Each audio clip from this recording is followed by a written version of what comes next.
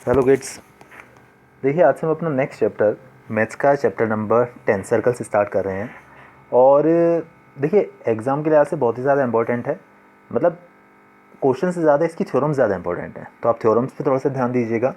और बहुत सारी थ्योरम्स इसमें एग्जाम्पल्स के फॉर्म में दी हुई हैं एक्सरसाइज से पहले।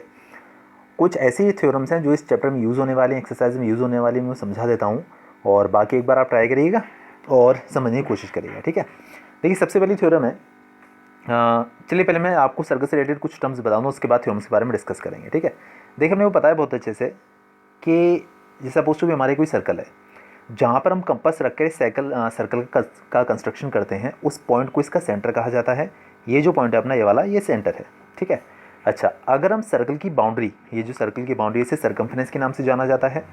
अगर इसकी सर्कमफ्रेंस पर कोई भी दो पॉइंट्स हम लोग लोकेट कर लें, कोई भी दो पॉइंट्स, सपोज टू भी एक पॉइंट ए रहा, एक पॉइंट ए रहा, अगर आप इन दोनों को आपस में ज्वाइन कर देते हैं तो ये कहलाता है इसका कॉर्ड। इस सर्कल का एक कॉर्ड है। ठीक है, किन्हीं भी दो पॉइंट्स को अगर आप ऐसे दो पॉइंट्स ज्वाइन करें जो कि एक ऐसी लाइन बना रहे हैं जो कि सेंटर से पास हो रही है, लाइक दिस, ये सेंटर से पास हो रही है ऑलमोस्ट। ठीक है, तो ये सेंटर से पास हो रही है, तो इसे कहा जाता है डायामीटर। सेंटर से लेकर सर्कमफ्रेंस पर कोई भी पॉइंट आप ले लें, इन दोनों को अगर आप ज्वाइन कर देते हैं तो उसे कहा जाता है रेडियस। ठीक है, ये सारी बातें आपको हालांकि पता है, फिर मैं एक बार थोड़ा सा रिकॉल कर रहा हूँ। रेडियस जो होता है वो डायमीटर का हाफ होता है, ये भी आपको बहुत अच्छे से याद होगा। आप इनडायरेक्टली ये भी कह सकते हैं दैट डायमीटर इज ट्वाइस और डबल ऑफ द रेडियस, आप ये बात भी कह सकते हैं। ठीक है, तो ये कुछ बेसिक टर्म्स हैं जो कि सर्कल से रिलेटेड हैं। ठीक है, अच्छा एक बात और मैं कहना चाहूँगा, थोड़ी सी थ्योरम वाली बात है कि जैसे मान लीजिए हमारे पास ये कोई सर्कल है, ठीक है, और ये इसका सेंटर है, ये इसकी कॉर्ड है। ठीक है, तो पहले एक थ्योरम होती है कि the perpendicular drawn from centre to the chord bisects the chord. ये स्टेटमेंट है, मतलब ये कहने का कि अगर किसी कॉर्ड पर हम लोग सेंटर से कोई परपेंडिकुलर ड्रॉ करते हैं, परपेंडिकुलर मतलब ऐसी लाइन जो कॉर्ड के साथ 90 डिग्री का एंगल बनाए। Perpendicular drawn from centre to the chord, ये कॉर्ड है और इसका सेंटर, अगर आप सेंटर से यहाँ पर एक परपेंडिकुलर बना देते हैं तो थ्योरम क्या स्टेट करती है, this perpendicular bisects the chord, यानी कि कॉर्ड को, जो परपेंडिकुलर हमने बनाया है, ये कॉर्ड को इक्वल पार्ट्स में डिवाइड करता है। हमको ये शो करना है। ठीक है, suppose to be O is the centre of the circle and A B the chord. ठीक है, आप एक काम करिए, ओ को ए से ज्वाइन कर दीजिए और ओ को बी से ज्वाइन कर दीजिए। हम क्या शो करना चाहते हैं, हम शो करना चाहते हैं कि सपोज टू बी ये वाला पॉइंट अगर एम है, ये वाला पॉइंट अगर एम है, तो हमें शो करना है A M is equal to B M, the perpendicular drawn from centre to the chord bisects the chord. ठीक है, तो आपको A M is equal to B M show करना है। अच्छा अब आप क्या करिए, आप ये दोनों ट्राइंगल्स ले लीजिए। कौन कौन से ट्राइंगल, ए ओ एम और बी ओ एम, आप इन दोनों को कॉन्ग्रुएंट शो कर दीजिए। कॉन्ग्रुएंसी में तो आपको महारत हासिल है, बहुत अच्छे से कर चुके हैं। तो देखिए in triangle A O M and B O M, आप नहीं लेबलिंग कुछ और भी कर सकते हैं, like O A M O B M, ऐसा भी कुछ कह सकते हैं। देखिए इसमें क्या क्या इक्वल है, पहली बात तो ये कि ये इसके इक्वल, क्योंकि ये दोनों ही रेडियस हैं, ये दोनों एंगल्स 90 डिग्री के हैं। और तीसरी बात है कि बीच में जो ओ एम है ये कॉमन हो गया, तो कौन सी प्रॉपर्टी लगी, by right angle hypotenuse side. देखिए एक तो राइट एंगल ये वाला हो गया, ये हाइपोटेन्यूज होगी 90 डिग्री के अपोजिट वाली साइड, उसके अलावा ये वाली साइड और, यानी कि by R H S right angle hypotenuse side property से आप ये कह सकते हैं दोनों ट्राइंगल्स कॉन्ग्रुएंट हो गए। और कॉन्ग्रुएंट एंगल्स में एक प्रॉपर्टी लगती थी सीपीसीटी, तो हम सीपीसीटी से कह सकते हैं that A M is equal to B M. तो बहुत ही इंपॉर्टेंट थ्योरम है और ईजी भी है। ठीक है, वही अपना पुराने वाले वही स्टेप्स हैं। सबसे पहले आपको गिवन लिखना होगा। गिवन क्या है आपको, a circle with centre O, a chord A B, O M perpendicular to A B, ये सब कुछ आपको गिवन है। टू प्रूफ क्या करना है, A M is equal to B M. ठीक है, टू प्रूफ में आ गया आपका। फिर कंस्ट्रक्शन हमने क्या किया, इसमें ओ को ए से ज्वाइन किया, ओ को बी से ज्वाइन किया, that is we have drawn O A and O B, यहाँ बना कंस्ट्रक्शन हो गया। ठीक है, उसके बाद प्रूफ में क्या किया हमने, दोनों ट्राइंगल्स लिए, दोनों को कॉन्ग्रुएंट शो किया। कॉन्ग्रुएंट शो करने के बाद आप सीपीसीटी से कह सकते हैं A M is equal to B M, तो हमारा रिक्वायर्ड प्रूफ हो गया। तो हमने क्या पढ़ लिया, सबसे पहले theorem, perpendicular drawn from centre to the chord bisects the chord, सबसे पहले थ्योरम हो गई। ठीक है, अच्छा इसके बाद देखिए इसका कन्वर्स भी होता है। कन्वर्स मतलब if any line segment from center to the midpoint of the chord, if any line segment joins center to the midpoint of a chord, it is perpendicular to the chord। समझिए बात, मतलब पहले क्या था, आपको perpendicular दे रखा था और मिड पॉइंट शो करना था। ठीक है ना, इस बार कंडीशन उल्टी है, उन्होंने बोल दिया कि सेंटर से मिड पॉइंट को एक लाइन ज्वाइन करती है, तो आपको शो करना है कि शो करोगे परपेंडिकुलर हो उस कॉर्ड पर, उल्टा है, जस्ट ऑपोजिट। ठीक है, तो देखिएगा हमने वापस अपना एक सर्कल बनाया। ठीक है, इसकी कॉर्ड है, ये इसका सेंटर है और इसके सेंटर से यहाँ मिड पॉइंट को एक लाइन जॉइन कर रही है, तो आपको शो करना है इस पर परपेंडिकुलर है।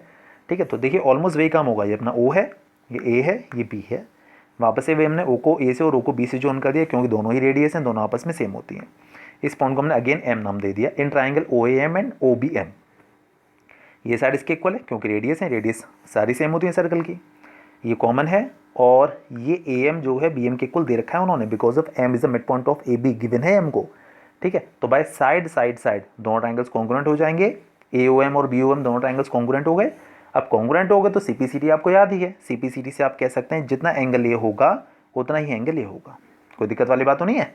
हमने दोनों को एक्स एक्स मान लिया, काम हम पहले भी कर चुके हैं, एक्स एक्स सपोज कर लिया, और क्योंकि एक स्ट्रेट लाइन है तो पूरा जो एंगल होगा 180 डिग्री का होगा, मतलब x plus x is equal to 180 degree. तो देखिए ये हो गया अपने पास 2x is equal to 180 degree, अपन इस 2 का ऐसा डिवीजन कर देंगे तो हमें मिलेगा x इज इक्वल टू 180/2 यानी कि 90 डिग्री। तो हो गया ना परपेंडिकुलर शो, हमने इस एंगल को x को 90 डिग्री शो कर दिया, that's why we can say this line segment is perpendicular to the chord. तो ये दोनों थ्योरम्स हो गई, दोनों ही बहुत इंपॉर्टेंट है, इनमें से एक आएगी जरूर, ध्यान रखिएगा। ठीक है, इसके बाद देखिएगा एक और आता है, एक थ्योरम और आती है, चलिए आगे आ जाएगी, नहीं आएगी तो मैं बता दूंगा। ठीक है, देखिए एक्सरसाइज नंबर 10.1 तो छोटी सी है, ईजी सी है, समझने की कोशिश करेगा। सबसे पहले फिलअप्स है, the centre of a circle lies in dash of the circle, exterior और इंटीरियर। देखिए बहुत बच्चों से क्वेश्चन बोला, एक सर्कल है उसका सेंटर कहाँ लाई करता है, इसके एक्सटीरियर पार्ट में या फिर इंटीरियर पार्ट में। देखिए ज़्यादा सी बात है, सेंटर तो हमेशा इंटीरियर पार्ट में लाया करता है सेंटर के सर्कल के, तो यहाँ पर क्या फिल कर देना आपको, इंटीरियर। ठीक है, चलिए इसके बाद देखते हैं जो अगला है, ये सेकंड वाला, a point whose distance from the centre of a circle is greater than its radius. उन्होंने बोला कि एक सर्कल है, एक पॉइंट है, उसकी इसके सेंटर से जो डिस्टेंस है, मतलब इस पॉइंट की सेंटर से जो डिस्टेंस है उसकी रेडियस से बड़ी है। देखिए रेडियस होती है यहाँ से लेकर सर्कमफ्रेंस तक की डिस्टेंस, मतलब ये जो इतना पार्ट है ना, ये यहाँ से लेकर यहाँ तक सिर्फ ये रेडियस है। अब उन्होंने बोला कि उस पॉइंट की जो सेंटर से डिस्टेंस है वो रेडियस से बड़ी है, तो उस पॉइंट को कहाँ लाया करना चाहिए, ओवैसी बात है सर्कल के बाहर लाया करेगा, तभी तो रेडियस से ज़्यादा डिस्टेंस हो जाएगी इसकी वाली। तो इसीलिए हम कह सकते हैं the point will lie in the exterior part of the circle. Okay, ठीक है। अच्छा अभी देखिए हमने डिस्कस किया था कि जो डायमीटर होता है वो longest chord of the circle होता है, तो उन्होंने बोला है the longest chord of the circle is the diameter of the circle, यहाँ पर डायमीटर आ जाएगा। अच्छा एक बात और मैं बताना चाहूँगा, देखिए एक सर्कल है, ठीक है, इसकी सर्कमफ्रेंस का आप एक थोड़ा सा कोई हिस्सा ले लीजिए लाइक दिस, ये कहलाता है आर्क। ठीक है, इसे कहा जाता है arc. Okay, ARC arc. Fourth वाला जो अपने पास वो क्या कह रहा है, an arc is a dash when it ends are ends of diameter. उन्होंने बोला कि जैसे मान लीजिए कोई सर्कल है, इसका हमने कोई आर्क ले लिया, उन्होंने बोला कि इसका कोई आर्क ले लीजिए, ठीक है, ये आर्क ले लिया, और इसके जो आर्क के जो एंड पॉइंट्स हैं वही इसके डायमीटर के भी एंड पॉइंट्स हैं। उन्होंने बोल दिया कि आर्क के जो एंड पॉइंट्स हैं वो उसके डायमीटर के भी एंड पॉइंट्स हैं, तो इस जो आर्क है वो क्या होगा, देखिए तो वैसी बात है सर्कल का हाफ पार्ट होगा, हाफ पार्ट मतलब इतना, और हाफ पार्ट तो आप इसे कह सकते हैं सेमी सर्कल। सो आप यहाँ पे लिख सकते हैं an arc is a semicircle when its ends are the ends of the diameter, मतलब यहाँ पर सेमी सर्कल आ जाएगा। ठीक है, चलिए फिफ्थ वाला देखिएगा, segment of a circle is the region between an arc and dash of the circle. उन्होंने बोला कि सेगमेंट क्या होता है, देखिए मैं आपको समझा दूं, सेगमेंट और देखिए दो पार्ट होते हैं, एक तो सेगमेंट होता है, एक सेक्टर होता है। तो सेगमेंट का मतलब क्या है, देखिएगा ये अपना कोई सर्कल है, यहाँ पर हमने एक कॉर्ड बना दी, इस कॉर्ड की वजह से सर्कल दो पार्ट्स में डिवाइड हो गया, इन्हें सेगमेंट्स कहा जाता है। ठीक है, ये वाला जो सेगमेंट बनाया देखिए थोड़ा छोटा सा है साइज में, तो इसे कहा जाता है माइनर सेगमेंट, और ये जो सेगमेंट है थोड़ा सा बड़ा है तो इसे बोलते हैं इसको मेजर सेगमेंट। अब उन्होंने हमको क्या क्वेश्चन बोला, जो ये वाला है फिफ्थ वाला, segment of a circle is the part between an arc and dash of the circle. देखिए सेगमेंट क्या होता है, हमने डिस्कस किया, सेगमेंट होता है किसी, ये आर्क हो गया, ये आर्क और कॉर्ड के बीच का जो पार्ट होता है सेगमेंट होता है, समझ पा रहे हैं ना, किसी भी आर्क और किसी कॉर्ड के बीच में जो पार्ट बनता है ये सेगमेंट कहलाता है। तो आप ये कह सकते हैं segment of a circle is the region between an arc and chord of the circle.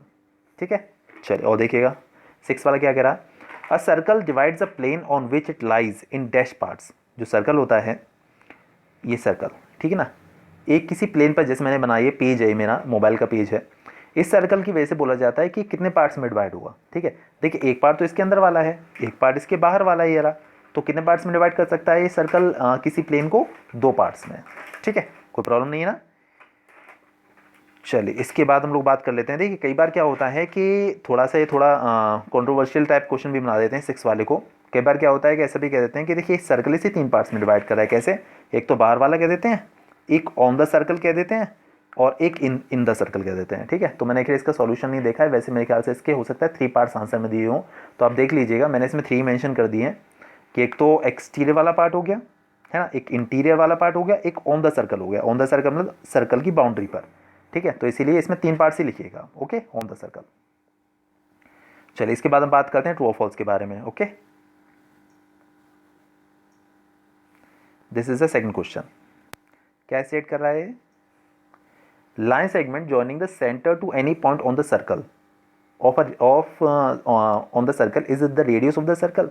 उन्होंने बोला कि सर्कल है, इसके सेंटर से सरकमफेरेंस पर कोई पॉइंट प्रेजेंट है, इसको और कोई लाइन ज्वाइन करती हो तो इसे रेडियस कहा जाता है। बिल्कुल सही बात है, इसे रेडियस कहा जाता है, तो ट्रू हो गया। इसके बाद a circle has only finite number of equal chords. उन्होंने बोला कि किसी सर्कल के अंदर काउंटेबल मतलब फाइनाइट मतलब कि काउंटेबल नंबर ऑफ कॉर्ड्स होती हैं, इक्वल कॉर्ड्स। देखिए सर्कल के अंदर कितने भी कॉर्ड्स बना सकते हैं, छोटी से छोटी, बड़ी से बड़ी, कितनी भी कॉर्ड्स बनाते चले जाइए, तो इनकी कोई ऐसी गिनती नहीं होती। इसलिए आप इसे कह दीजिए फॉल्स है, क्योंकि उन्होंने फाइनाइट बोला है, जबकि इनकी कोई गिनती नहीं होती। आप इनफाइनाइट नंबर ऑफ कॉर्ड्स भी इसके अंदर बना सकते हैं, तो इसीलिए जो सेकंड वाला है वो फॉल्स है। ठीक है, थर्ड वाला देखते हैं। If a circle is divided into 3 equal arcs, each is a major arc. उन्होंने बोला कि अगर एक सर्कल है उसे 3 इक्वल आर्क में डिवाइड कर दिया, तीनों आर्क्स इक्वल हैं, तीनों ही आर्क्स इक्वल हैं। देखिए मेजर और माइनर तो तब होता है जब एक की लेंथ ज़्यादा हो एक की लेंथ कम हो। यहाँ तो उन्होंने इक्वल आर्क बोल दिया है ना, जितना आर्क ये वाला उतना ही आर्क इधर वाला, उतना ही आर्क इधर वाला। जब तीनों की ही लेंथ सेम है तो फिर मेजर और माइनर का तो कोई इशू ही नहीं है इसमें। तो फिर तो ऑब्वियस सी बात आप ये कह सकते हैं कि जो तीनों ही आर्क्स हैं वो तीनों ही सेम लेंथ के होंगे। ठीक है ना, तो मेजर आर्क तो बिल्कुल भी नहीं होगा, ये वाला भी फॉल्स हो गया अपना। ठीक है, इसके बाद फोर्थ वाला देखते हैं। A chord of a circle which is twice as long as its radius is the diameter of the circle. क्या उन्होंने बोला कि एक ऐसी कॉर्ड सर्कल की जो कि रेडियस की डबल होती है, तो डायमीटर तो रेडियस का डबल होता है, ये भी बिल्कुल सही है, तो ट्रू है। सेक्टर इज, हाँ सेक्टर के बारे में मुझे बताना था। देखिए सेक्टर क्या होता है, ये अपना एक सर्कल है, इसकी हमने 2 रेडियस बना ली। रेडियस का प्लूरल होता है रेडियाई, ये 2 रेडियाई हमने बना ली हैं, तो दोनों रेडियाई और आर्क के बीच का जो रीजन हो जाए ऐसे बोला जाता है सेक्टर। तो यहाँ पर मैंने 2 सेक्टर्स बनाए हुए हैं, एक तो ये वाला है और ये वाला भी है, ये भी सेक्टर है। ऊपर वाला कहलाएगा मेजर सेक्टर और नीचे वाला कहलाएगा माइनर सेक्टर। ठीक है, तो यहाँ पर हमारे पास क्वेश्चन है, sector is the region between the chord and its corresponding arc. उन्होंने बोला कि सेक्टर जो होता है वो कॉर्ड और आर्क के बीच का रीजन होता है। बिल्कुल नहीं, देखिए अभी मैं आपको याद दिला दूँ, कॉर्ड और आर्क के बीच का रीजन कहलाता है सेगमेंट। ठीक है, अभी मैं डिस्कस किया था। और जो सेक्टर होता है वो होता है रेडियस और आर्क के बीच का रीजन। ठीक है, तो यहाँ पर उन्होंने दे रखा है कि sector is a region between the chord and its corresponding arc, तो ये आपका फॉल्स हो जाएगा। ठीक है, चलिए a circle is a plane figure. क्या सर्कल कोई प्लेन फिगर होता है? देखिए ऑब्वियस सी बात है कि सर्कल को आप प्लेन पर बनाते हैं तो आप कह सकते हैं कि yes circle is a plane figure. ठीक है, ये आपकी एक्सरसाइज नंबर 10.1 थी, हम लोग करने वाले हैं एक्सरसाइज नंबर 10.2। ठीक है, देखिए पहले मैं आपको बता दूं कॉन्ग्रुएंट सर्कल्स का मीनिंग क्या है। कॉन्ग्रुएंट सर्कल्स का मतलब है कोई भी ऐसे 2 सर्कल्स जिनकी रेडियस सेम है, रेडियाई सेम है, plural of the radius is said to be radii. तो कोई भी 2 ऐसे सर्कल्स या ऐसे 3 सर्कल्स या कोई भी ऐसे सर्कल्स जिनकी रेडियस आपस में सेम है, इक्वल है, उन्हें बोला जाता है कॉन्ग्रुएंट सर्कल्स। तो देखिए ये यहाँ पर नंबर 1 जो क्वेश्चन है वो देखिएगा जरा, recall the 2 circles are congruent if they have the same radii. 2 circles को कॉन्ग्रुएंट कहा जाएगा अगर उनकी रेडियाई आपस में सेम है। चलिए मैं पता बहुत अच्छे से। Prove that equal chords of the congruent circles, तो हमें शो करना है कि 2 कॉन्ग्रुएंट सर्कल्स हैं। Prove that the equal chords of the congruent circles subtend equal angles at their centres. 2 congruent circles हैं, हमें शो करना है। डायग्राम देखिए गलत बन गया मुझसे, इस पर ध्यान मत दीजिएगा, मैं दूसरा बनाऊंगा अभी। Prove that the equal chords of the congruent circles, 2 circles हैं। देखिए एक सर्कल ये हो गया, एक सर्कल ये है, एक सर्कल ये, 2 सर्कल्स हैं। इन 2 सर्कल्स की 2 इक्वल कॉर्ड्स हैं, एक कॉर्ड ये रही, एक कॉर्ड ये रही। हमें शो करना है कि दोनों कॉर्ड सेंटर पे इक्वल एंगल बनाती हैं। ये सेंटर से इनके, ये और ये, हमें शो करना है कि सेंटर्स पे इक्वल एंगल बनाती हैं। बिल्कुल शो करेंगे। देखिए ये हमने कर लिया। आप इसे नाम दीजिएगा कि ये ओ है, इसे कुछ और नाम दे दीजिए लाइक ओ डैश। पहले वाले कॉर्ड को आप कुछ नाम दीजिए लाइक ए बी, दूसरे वाले कॉर्ड को नाम दे दीजिए कुछ सी डी। अच्छा अब देखिए आप इन दोनों ट्रायंगल्स को कॉन्ग्रुएंट शो कर दीजिए। कॉन्ग्रुएंट कैसे? देखिए ए बी अपना सी डी के इक्वल है, क्योंकि उन्होंने बोला है equal chords. Remember equal chords, ये वर्ड यहाँ पे यूज़ किया गया है, ठीक है। ये ओ ए जो है अपना उसी के इक्वल है, क्योंकि दोनों सर्कल्स कॉन्ग्रुएंट हैं तो रेडियस सेम होंगी।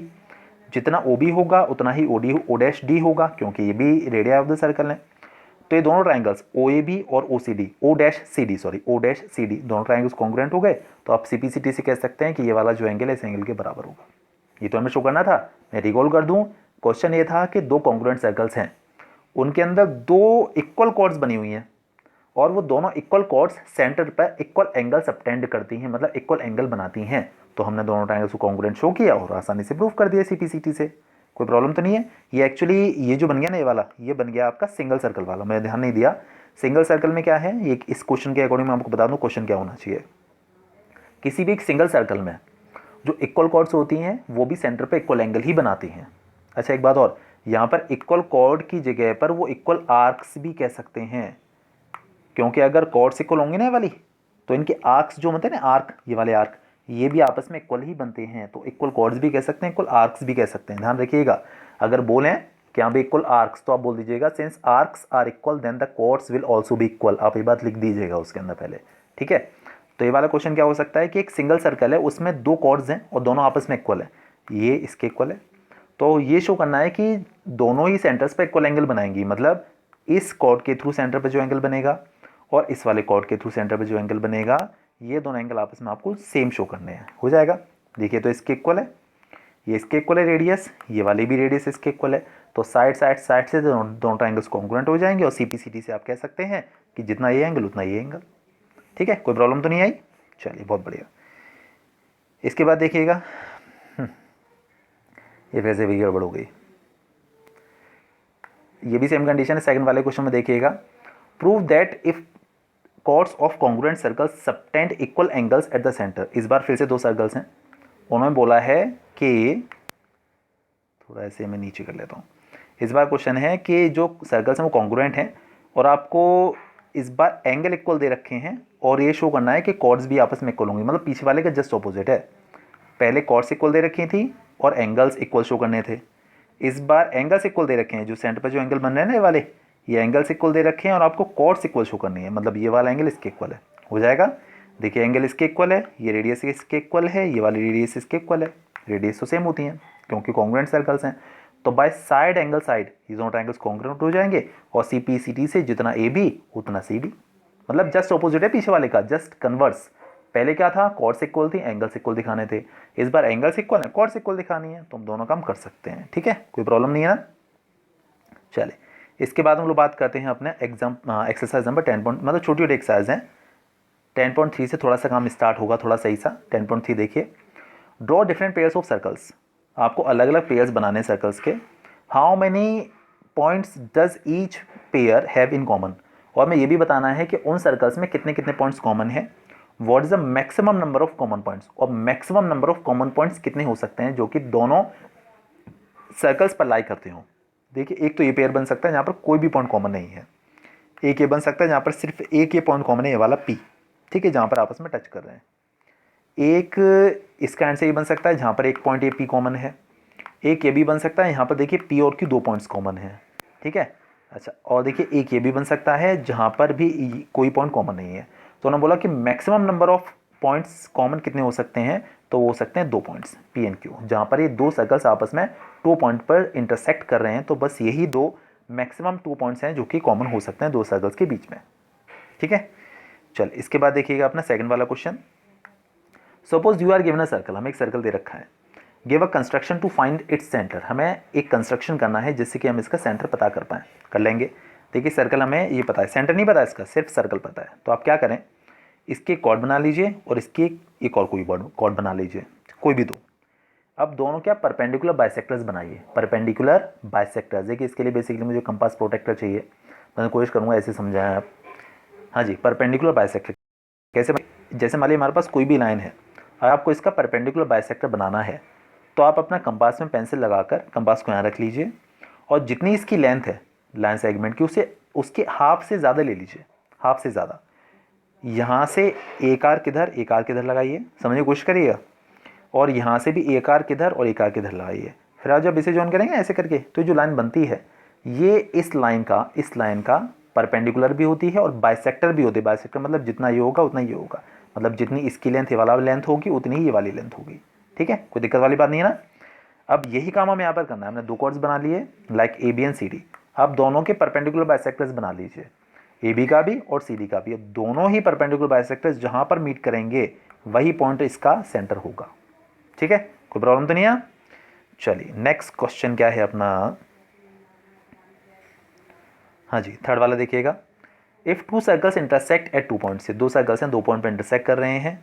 एक सर्कल ये है अपना, एक सर्कल ये है, और ये दोनों अपने पी और क्यू 2 पॉइंट पर मीट कर रहे हैं, पी और क्यू। ठीक है, prove that there centres lie on the perpendicular bisect of the common chord.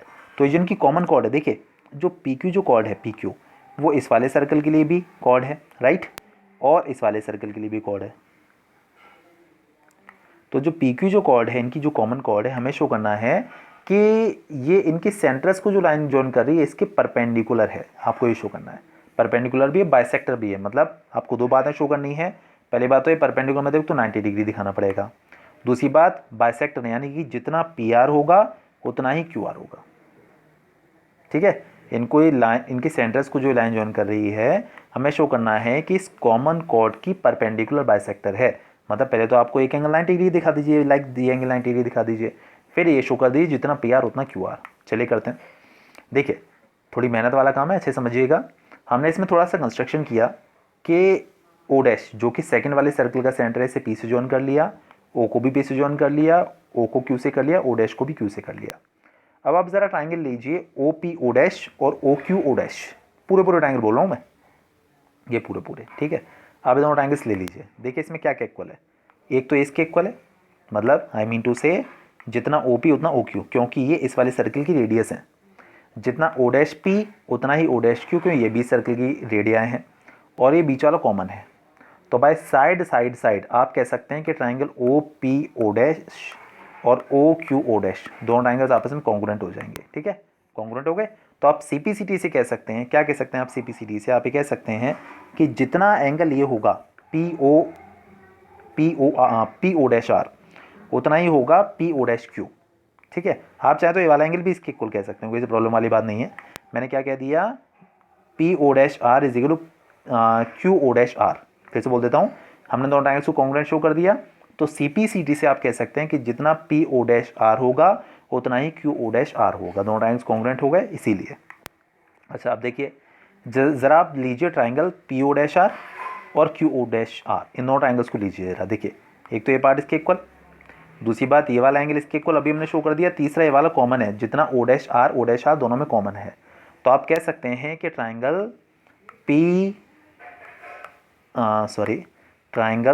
P O dash R और triangle Q O dash R, ये दोनों ट्राइंगल्स आपस में कॉन्ग्रुएंट हो गए ना कॉन्ग्रुएंट। तो आप सी पी सी टी से ये भी कह सकते हैं कि जितना पी आर होगा उतना ही क्यू आर होगा, पहली बात। दूसरी बात देखिए, जितना ये एंगल होगा उतना ही ये एंगल होगा। याद है वाली प्रॉपर्टी तो आपको। आप दोनों एंगल्स को एक्स एक्स मान लीजिए और दोनों का सम 180 डिग्री होगा। तो 2x is equal to 180 degree, तो एक्स की वैल्यू अपने पास 90 डिग्री निकल कर आ जाएगी। तो देखिए परपेंडिकुलर भी हो गया और ये इसके इक्वल शो कर दिया, तो बाइसेक्टर भी हो गया। तो ये बड़ा ही इंपॉर्टेंट थ्योरम है, आ सकती है। ठीक है, कोई प्रॉब्लम वाली बात नहीं, समझ में आ गया हो मेरे ख्याल से अच्छे से। अच्छा देखिए आप 10.3 कर लीजिए। I will try my best to finish 10.4 and 10.5 tomorrow. तो आप इतना कर लीजिए अच्छे से, कोई प्रॉब्लम हो तो बताइएगा। ठीक है, ओके बाय।